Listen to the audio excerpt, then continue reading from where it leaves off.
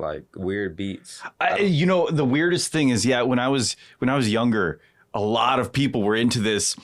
It was a genre called mindless self-indulgence, and it was just. Now, keep in mind, they were all high on like ecstasy, all weird stuff. And like these were those, all of those kids were all into that kind of weird stuff. And you would just have, they would always be blaring this music that was just like, and you're like, what the heck is this? Yeah. I hate this. And then you have a random trash can lid being hit. Ready for battle? Controllers in hand, zoom out in the game, ready to withstand as that I swarm. We take our stand, but Dr. Dreams comes across the land. In the evil dead, he picks up loot, while other heroes get the boot. Taking down the darkness in his own way, alone fighting till dawn, making them pay. Your friend. Don't worry about your dad. Don't look at him. Look at dad. He's the other gentleman. Yes. So 3, 2, 1. Hello, DH3 podcast. What's on your mind? And thank you everybody coming in to join. And please, if you introduce a little bit yourself. Yeah, my name is Vahaligan Walwin. Most people know me as Christian rapper and Pastor Von Juan. Okay. And I see, Pastor, you have somebody with you. Yeah, I got my second-born child, first-born son, Kingston Walwin, athlete, businessman, and super proud I'm here with me today. Thank you. And also, I have my partner over here today, Gerald Crum, who is other part of the hosting doing. You know, he doesn't want to be share his name, but I tell anyway, you know, he need to be. Okay. How you doing? I'm doing good, you know. All right. So I know you involve so many different things in the Houston because your friend, Aladi Bank, is a very good friend of mine, knowing him very well.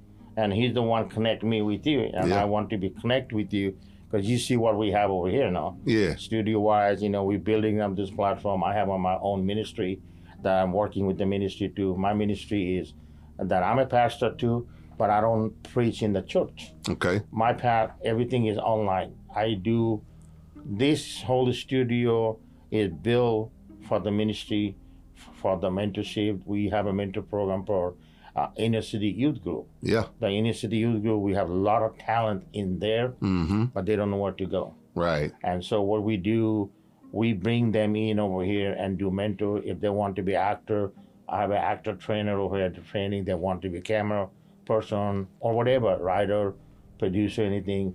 Gerald trained people too.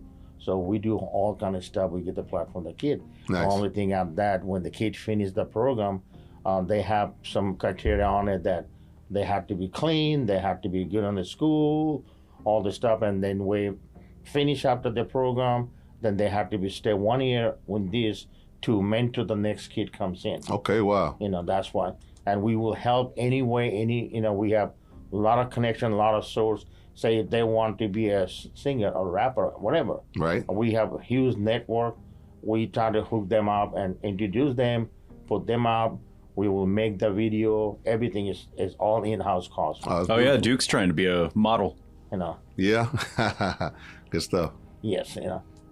I try to be model, you know. But you look clean today, man. Oh, thank you. I'm clean all the time. Yeah, you know? fresh. Yeah, you know, super fresh. Thank you. And then I know your son over at King. So King, share something.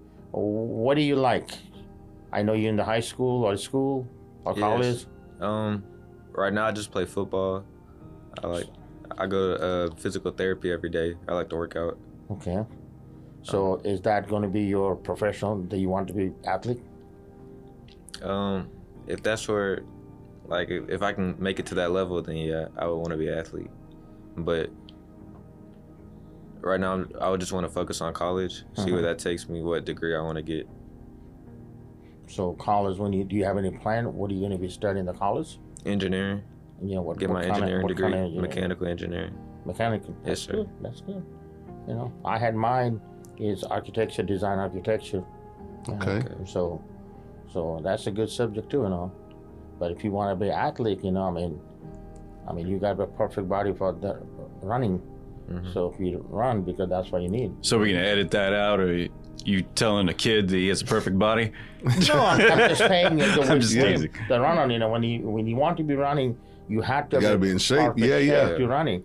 If that's the goal, you know, you have to set the goal high. That not say, if I make it, you have to make them, and I am going to make it. Yeah. That should be if, you know. Then, you know, that's why I tell the kid, you know, do not have the negative on it. Once you put the negative on your head, then it holds you down. Yeah. So whatever you want to be doing, you will say, I'm going to be doing. Yeah. I'm going to make it. So it happened. So, Mr. Bond, share a little bit of stuff. I know you do all kind of stuff. Yeah. You know, just to piggyback on what you're saying, though, Proverbs 18:21 is so powerful. You know, the Bible says, you know, the power of life and death is in your tongue. So what you're telling them, what he's telling you is it's about affirmation, like, and confirming who you want to become, what you want to become. And if you're going to do it, don't say, I'm trying to do it. This is what I'm doing. You know, this is what the goal is. But for me now, I was born in St. Croix, U.S. Virgin Islands. So when we came to Houston, there wasn't a lot of families from the Caribbean. So we stuck out like a sore thumb. And, you know, my father was always big on education, being first. You know, he really embedded that culture into us. So it was always, when I started playing sports, you know, it was about winning. And God blessed me to, at a young age, to start getting MVP trophies and winning Super Bowls and things like that. So by the time I got to high school, ended up breaking several records in track and field, and Rice University called me and offered me a full paid track and field scholarship. So, you know, but growing up, I was learning how to do graphic design as a young kid. You know, my parents put a video camera in my hand at a real young age, and, you know, got to Rice University, started doing music. So for me, ultimately, I believe that one of my callings in life is faith-based media, whether it's books, music, films, television. You know, I believe God's calling us to tell positive stories that point people to Jesus, ultimately into a relationship with Christ. And so now, you know, I consider myself a pastorpreneur, you know, pastor in the church, and my family, of course, is priority. But besides that, I have a marketing company, Walwin Marketing, and we really focus on graphic design, web design, and videography. Got a Faith First Financial, which we do, life insurance, you know, and just, you know, any type of advisory work to help people be educated and fulfill what their goals on the financial side. We also have Walwin Real Estate, where we focus on wholesaling and creative finance opportunities and, you know, investment properties, things like that. And then Grown and Saved, you know, which is really the face of what we do, is our music. You know, I've put out 14 albums myself, solo albums. I got my son Ziggy, little Ziggy's got an album coming out, and you know, so I'm excited to see just what God is going to do through his career, through his ministry. And, you know, we got big plans. You know, we got a lot of artists in the city we work with, and just trying to put the infrastructure in place to make sure that we continue to be successful. Nice. So what is whenever you say, like, a lot of people, they'll go, okay, this is my passion. Yeah. You have a passion there's a lot of things there. Yeah. So if you actually said, okay, this is my main true calling, this is what I want to do, is it the music or is it more of just like, hey, I'm finding every avenue possible to put out a message to help people? Is that your passion, is just help people? I think the passion is fulfilling what's inside of you coming to life. You know what I mean? So for me, the music is flowing, but beautiful thing is when I take that gift of music, it really helps in the church on Sunday mornings. People know that one of the main things that bring people in the doors is the worship experience. So to be able to pour the music into the church is a beautiful thing. And then even with, you know, I remember the best part about buying an album or buying a CD was the booklet, you know what I mean? And the story behind the music and why did they pick this song order and looking at some pictures. So I feel like artists aren't doing a good enough job of creating books and telling their stories. And if you look on Audible right now, every major actor, artist, athlete, they have a book. They're telling their autobiography. They're sharing their stories. You're incredibly right, because I remember, you know, buying CDs. I remember buying cassettes, but I remember buying CDs, and you would actually go through and listen, and you're like, wait a second. They're telling a story here. You know, where people were like, oh, I liked song 3. It's like, no. You got to listen to 1, 2, and 3. Absolutely. Because it's telling you a story. I mean, that stuff used to even be way back when, with the... even the cassette used to have. Oh, the vinyl. Even the vinyl songs used to have that. Everybody used to tell a Yeah. story. It wasn't all about just the one song. Now everybody's like all about singles. Oh, I just want that one song. I'll tell you what, not even a single, the 15 seconds of the single on TikTok. And that's what's really driving the music industry right now, a hot 15-second take.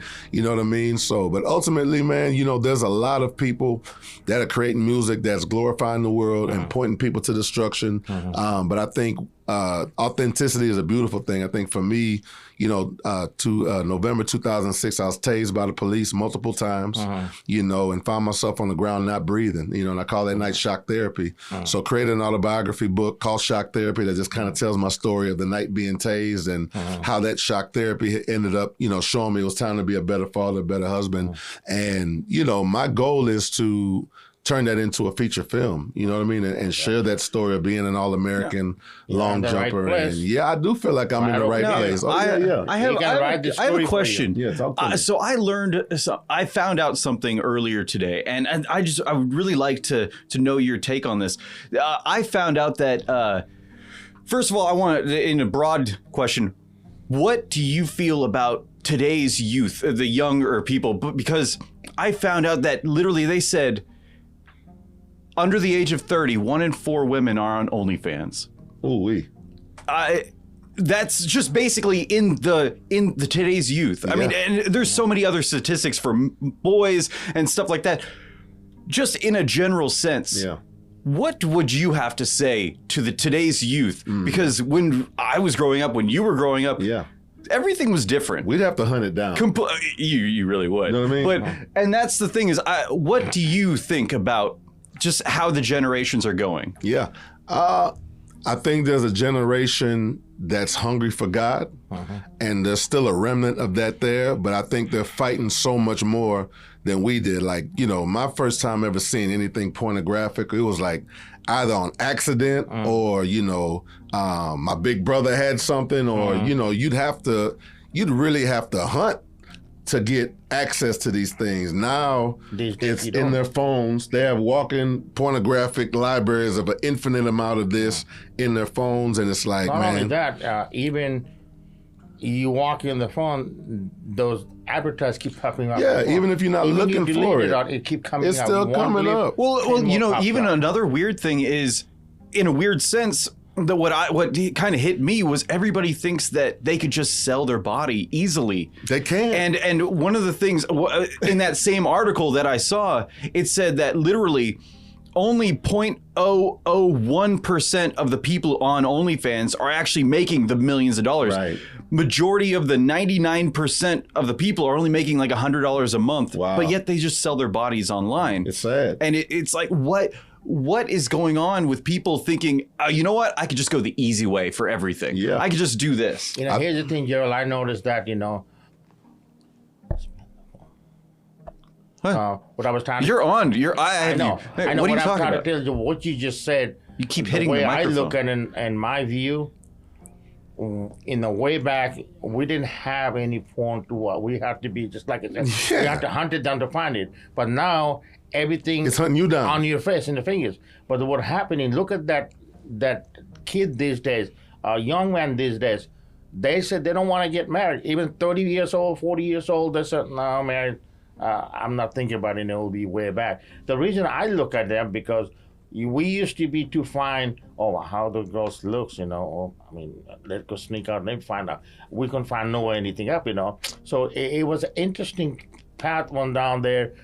We was getting married at age 25, age 20, all this stuff. But now this becoming, when you see something, it's not secret anymore. Yeah. It become like a candy. I can get anywhere I you know, want the weirdest thing is I have a few nephews, and one of the weirdest things that I've noticed is even the males, you say, hey, what do you want to do when you get out of, when you get out of this or that and you go into college?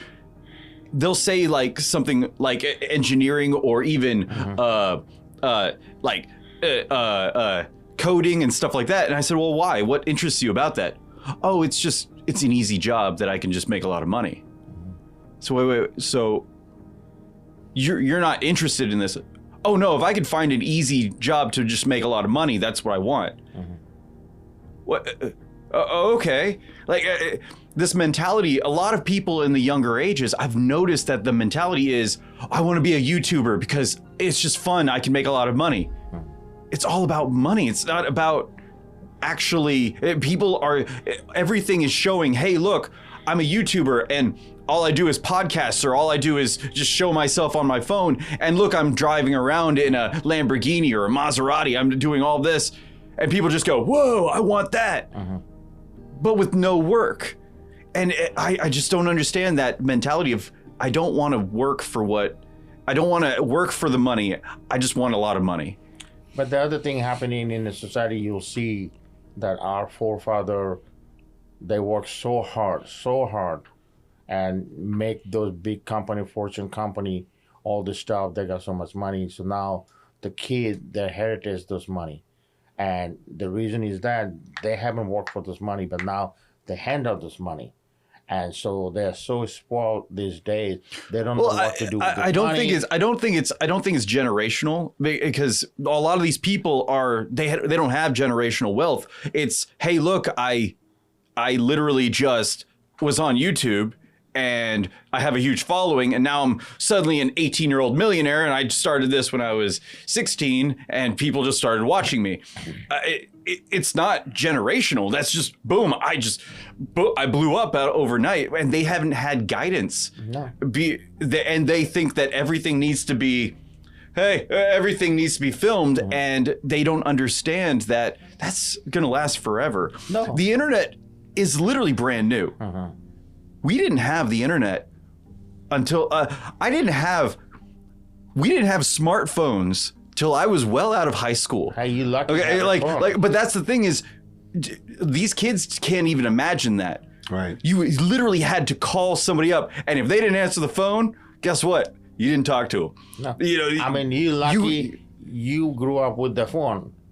Us, Mr. Van and me, I'm from Bangladesh. When we grew up, we didn't have anything back home. We have a TV station, one channel TV station. It will come at 5 o'clock evening, and it goes off at 10 o'clock at night. That's the TV. During that TV, they're going to have a 3 news station in there. You cannot just flip the channel. You have to watch what they have, those time zones. That's all the TV thing, our thing. And that's how we grew up. Radio, forget it, no radio in there. If you find any radio, the old one, you got to put the antenna. It comes and goes. So that we had. Phone, no phone. So we want to talk to a friend or somebody, you got to walk to their home. Or they had to walk to our home to come to talk and hang out. And we didn't have the car. We didn't have anything. If you have a bicycle, you're the lucky boy that you got a bicycle. Yeah, that's the rich kid. Rich kid bicycle. And ordinary kid, we walk. Even our school system didn't have any bus, nothing. We walked 2-3 miles. I walked 15 miles up a hill. Both ways. Yeah, walk, So this is the hard work that we grew up on that, I remember that when I grew up on that, my dad was not rich at that time. He was coming out from the poverty, and he was trying to feed us, and I'm the oldest son of the family. And so I grew up with nothing. Nothing, I remember that I had 2 pairs of pants, 1 pair of shoe, 1 pair of sandals. Now he has too many shoes, too many sandals. And I looked at myself, I said, God bless me on that, It's a blessing, I couldn't be stealing in my country. You couldn't be stealing on your place too. What were we going to do? Nothing in there. Yeah. Look at how people living in those countries, living in my country. It's sad, but this is how the reality over there. And so that's why I told this kid, this country is a land of opportunity, because it didn't just come in, it's a God gift that gave us.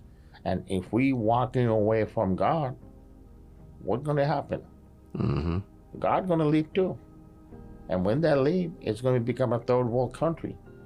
No security, nothing, poverty, people are mugging each other. I mean, it's already happening over here too. I mean, you can't go outside, all days when we were over here 30 years ago. Nobody locked their door. Nobody locked their car door, nothing. But now, I mean, we not only put one lock, we put 3 different locks, make sure nobody can break in, So this is how things happening, And the change has to come from you guys, not us. But when I say you all right, guys, so now how does that make you feel? It's like, oh, by the way, you just heard a bunch of old guys say something. Now, how do you feel about it? no, think about that, I mean, you want to believe the way you're living right now. Yeah. If the country is not going that way and is everything going the back way, you don't have any no job market. Even you got all the degree, but there's no job.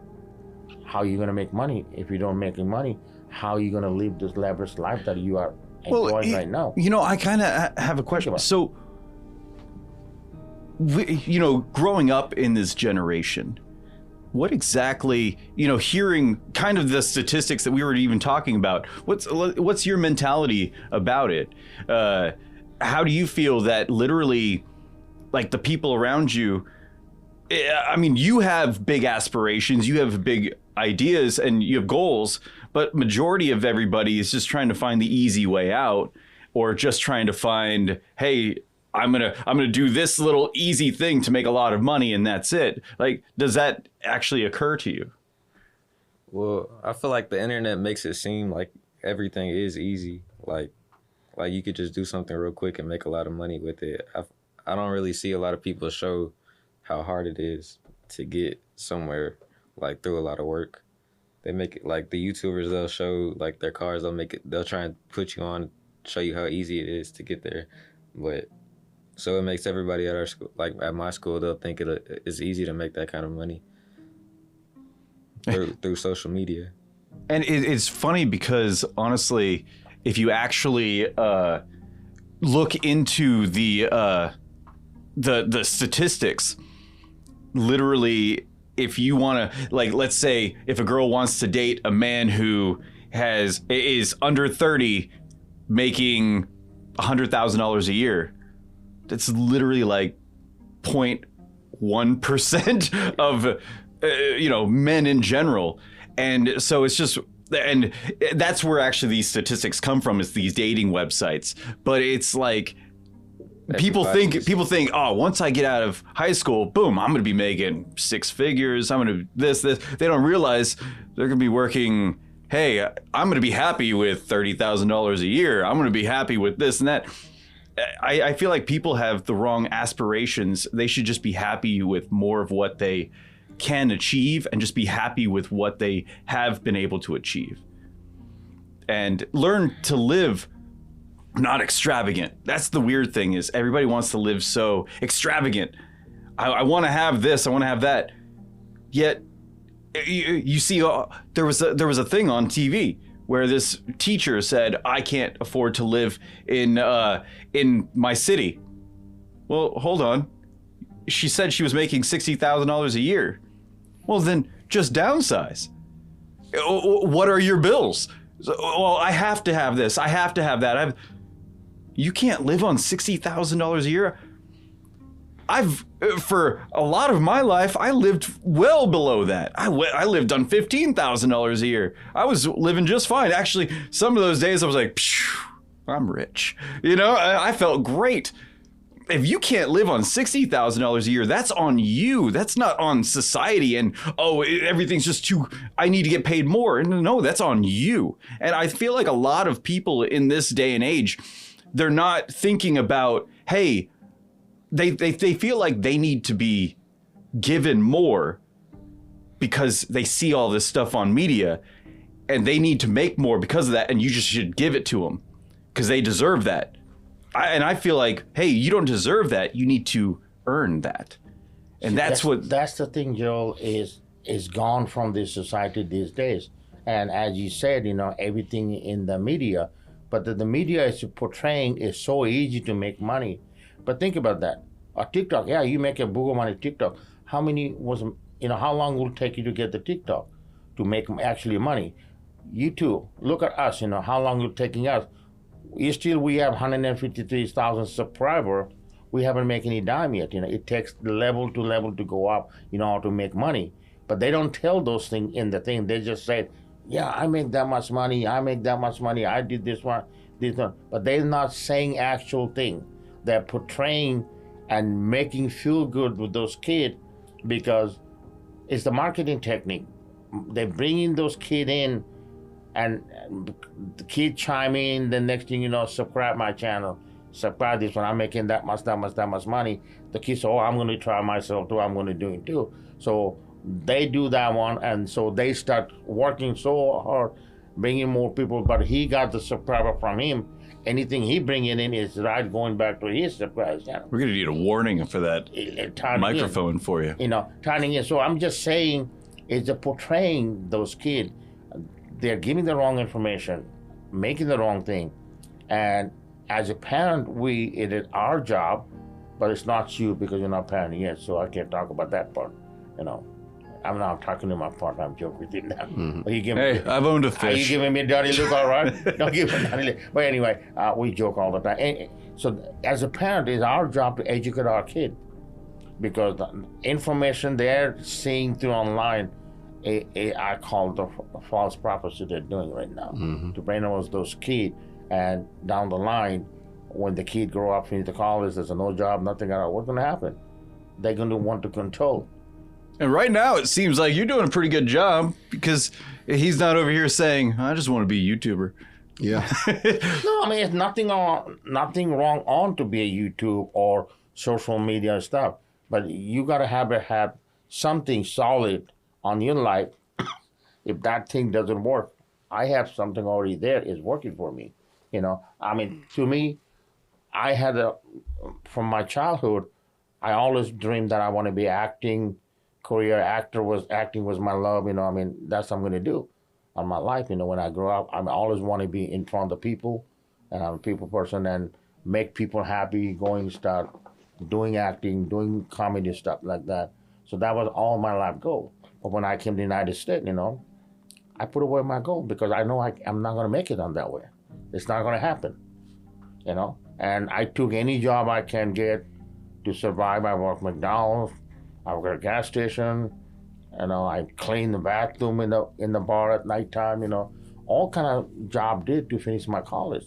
After I finished college, I became an entrepreneur, own a restaurant business, did the restaurant, but still I didn't pursue my career at that time because I had a kid. Then it's my responsibility to grow my kid, make sure they're okay on their life, and make sure finish their college, everything else. So both my kids, they grow up, they finish their college, everything is done, everything is paid for them, so nothing's then.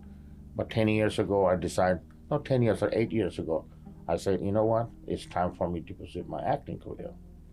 And then I started doing acting, then I started opening up my ministry and studio bill, doing the movie or stuff. And then so now I'm not have to worry for my kid. They already got their life. I'm done. I finished my responsibility. I call, when you bring the kid in your life, it's just your responsibility to make sure your kid grew up the proper way and make sure they don't suffer. And once you've done that part, you are free in your life. Do what you want to do. So I do what I love to do. I'm over here 24/7.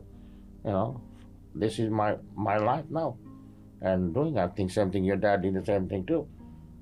His life ministry, he loved what he loved to do it, But then he also taking care of you guys, At some point will come up that he'll be full-time going in and stuff. So speaking about that, brother, what you said, that all the thing you have lined up, I have every single what you are into. Yeah, nice. With the financial, with the real estate company, we have the production company, we have everything, Yeah. So someday, we sit down, talk, and do stuff each other, helping. My goal is that what can we do to help the community? Absolutely. What can we do to help those youth group that they're suffering on the street? You see how many youth these days, they're homeless, And I see it broke my heart, to see those kids become homeless, It shouldn't be. I mean, but that's the reality, Yeah. And We all need to be working to make change. You guys have to take the lead to make change. Make sure your kid don't fall into the street, you know. But our responsibility too, make sure if we don't set the platform, you know, what's going to happen to our kid? What's going to happen to my grandkid? A lot of times people said, "Hey man, I made it. I'm okay," you know. Right. You know, so I don't have to worry about it, you know. My thing to them, that's fine. That's how I'm a idiot. So you got a kid? Yes. Okay. So what's going to happen to your kid? What they're going to have to do. So, but don't you think that is your responsibility to fix it now for your kid? Do you want to see your grandkid living in the poverty or living in, got hooked up with the drug, all kind of stuff? Do you want that to happen? He said, no. So why you say you're okay then? So it is our job now to fix it. We can't just walk away, you know, fixing for them, you know. So that's the responsibility, you know. But anyway, I see Gerald, you had a bubblehead, so let's go talk what you. Oh no, so I have a question now because people are gonna like you, and let's change that. So here's the question: what is one overrated artist? Because you're a musician. Name the most overrated artist in your opinion? Kendrick Lamar. Why? I just think he gets a lot of alley-oops. You know, it's one of those things you learn to cross, multiply, and divide in school. You know what I mean? If you see a kid that's in 5th grade and he's running an 11-second 100-meter dash, right? But you see a kid that's in 10th grade and he's running a 10.5. Of course, that 10th grader is going to beat the 5th grader, but you're like, when that 5th grader gets in 11th grade, he's going to be way faster than that kid. So I look at Kendrick and you see the production, you see the Dr. Dre, you see the money, you see the panel, everything around it. And if you strip that down and give any other artist where he's at, I think we would see that apples to apples. Not going to match. He's not on the Now let's look over here. Do you agree? I agree with, but I don't really listen to Kendrick that much. Well, I just mean in general. Yeah, I do. So, okay, who would you say is the most overrated?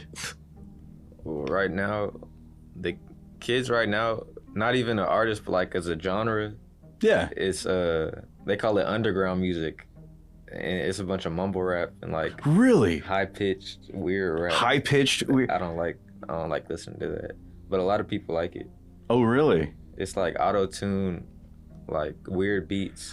You know, the weirdest thing is, when I was younger, a lot of people were into this.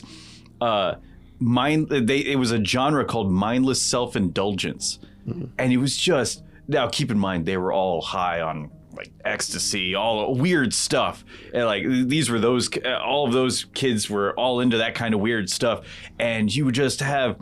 They would always be blaring this music that was just like, and you're like, what the heck is this? Yeah. I hate this. And then you have a random trash can lid being hit. You're like, what? You only had to be high to enjoy this. And I hated it to my core.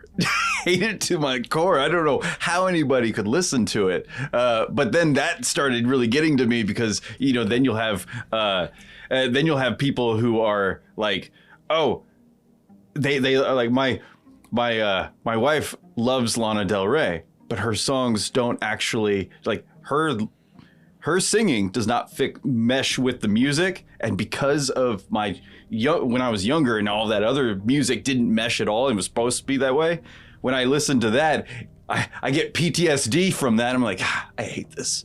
I hate this song so bad. But she loves Lana, but I hate it. I hate it so much. Oh, I think we are running out of time for the day today. And thank you for everybody coming. Thank you, Juan. Yes, I really, really appreciate you came to visit my Absolutely. studio. It's beautiful. Beautiful spot. Looks like y'all are doing some amazing things. Thank you, Mr. King. So your name is King, right? Kingston. Kingston. Yes, so sir. we're going to call you King. So Yeah. when you become somebody, become a king. Yes, sir. Carry that title. Okay? Thank you again. Gerald, thank you again for everything you do. You know, I know you don't like to say thank you, but I do anyway. So you cannot mark it It's out. so great that you keep saying that and you pull the microphone away from your face. So whatever you're saying is like, oh, thank you. I don't want you people to hear me. Oh, after yeah, thank I want to be nice, but I don't want people to know I'm nice. Got it. you. All right. Thank you very much. Awesome. My pleasure.